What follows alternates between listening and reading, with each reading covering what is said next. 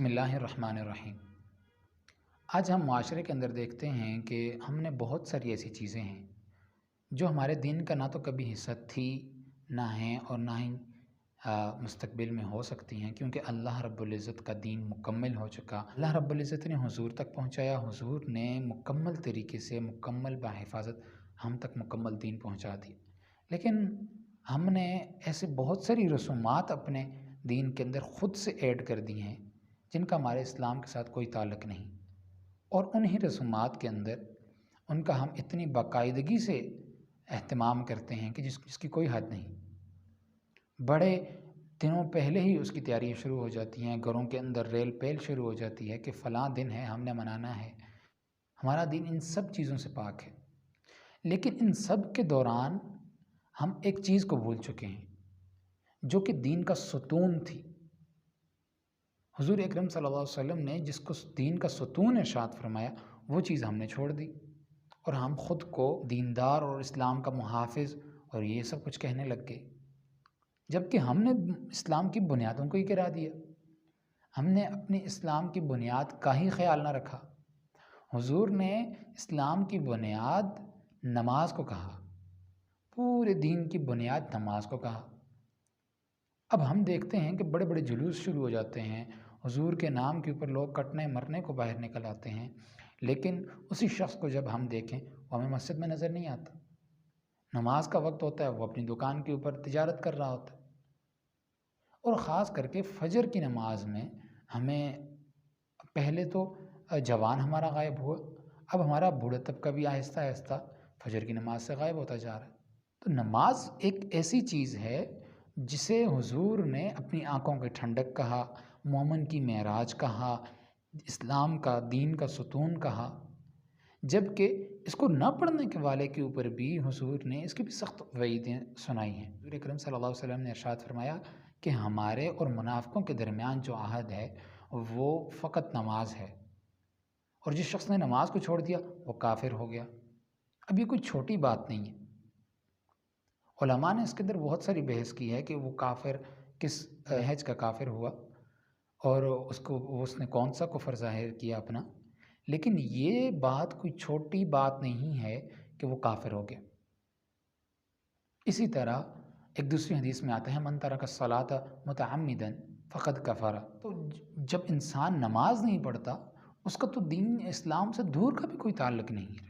جب آپ نے نماز کی بنیاد، دین کی بنیاد ہی گرا دی، پھر آپ خود کو مسلمان کس طریقے سے کہلاتے ہیں، خود کو اسلام والا کس طریقے سے کہلاتے ہیں؟ سب سے زیادہ ضروری امر آج اس بات کی ہے کہ ہم اپنی نمازوں کو مکمل کریں۔ حضور کا ارشاد مبارک ہے کہ کل قیامت والے دن جس شخص کی نمازیں پوری نکل آئی اس کے باقی سارے اعمال بھی پورے نکل آئیں گے۔ لیکن ایک شخص ہے، وہ اپنا مال اس کے پاس ہے، اللہ نے دیا ہے تو وہ اسے خرچ کیے جا رہا ہے، لیکن اس کی نماز پوری نہیں ہے۔ تو آپ سوچیں کہ جس شخص کی نماز پوری نہیں ہے تو پھر اس کے باقی اعمال کیسے پورے نکل سکتے ہیں؟ اور واحد ایک ایسی نماز ایک ایسی چیز ہے اگر آپ اس کو اپنی زندگی کے اندر لے کے آتے ہیں تو یہ آپ کی زندگی کے اندر سے برائیوں کو ختم کرتی جاتی ہے، آپ کو برائیوں سے دور لے جاتی ہے، آپ کو نیکی کے قریب لے آتی ہے۔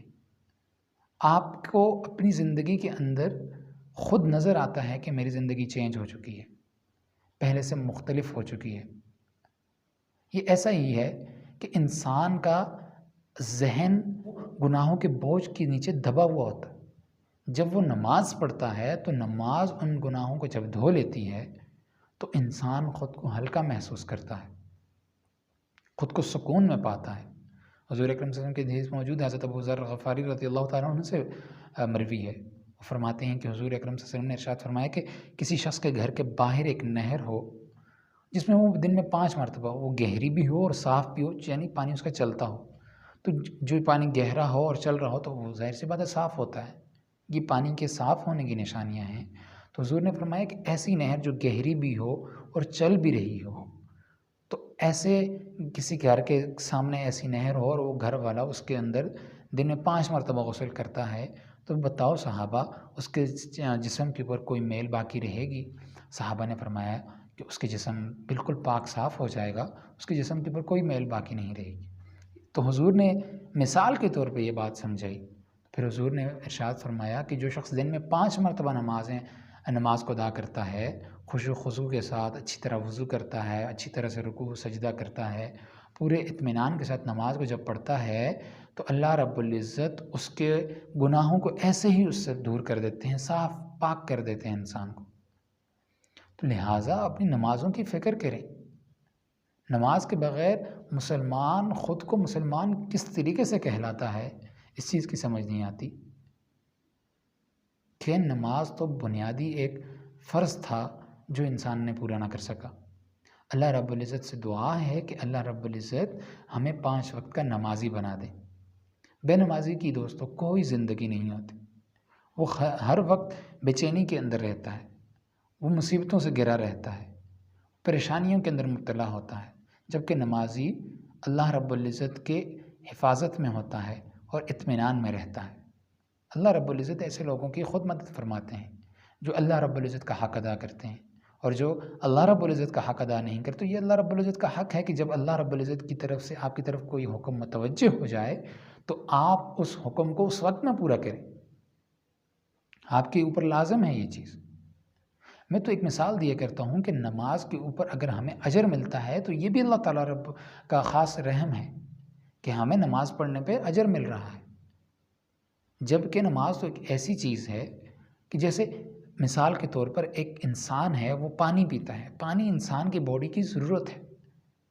اب اگر انسان کو پیاس لگتی ہے اور وہ پانی کو اوائڈ کر دیتا ہے، نہیں پینا میں نے جی، 1 مرتبہ 2 مرتبہ، 1 دن 2 دن 3 دن، آخر میں وہ پانی کے بغیر زندہ نہیں رہ سکتا.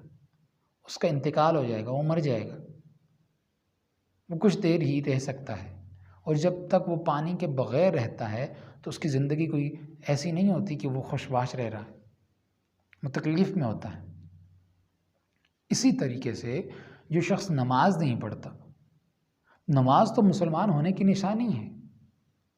اب آپ مسلمان ہوگے تو آپ کے اوپر تو لازم ہے کہ آپ نماز کو پڑھو.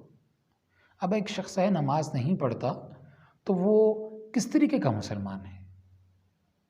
وہ کب تک مسلمان رہ سکتا ہے بغیر نماز کے؟ جیسے وہ شخص بغیر پانی کے زندہ نہیں رہ سکتا، ایسے ہی انسان بغیر نماز کے مسلمان کیسے رہ سکتا ہے؟ حدیث شریف میں نے آپ کے سامنے پیش کر دی. لہٰذا اپنی نمازوں کی فکر کریں، مسجدوں کو آباد کریں، اور اپنے ارد گرد نظر دیکھیں. جو لوگ نماز نہیں پڑھتے انہیں دعوت دیں. آپ کا کام ہے کہ آپ بحیثیت مسلمان اپنے کسی دوسرے مسلمان کو جب دیکھیں نماز کے وقت تو اسے ضرور دعوت دیں کہ چلیے آئیے نماز پڑھتے ہیں.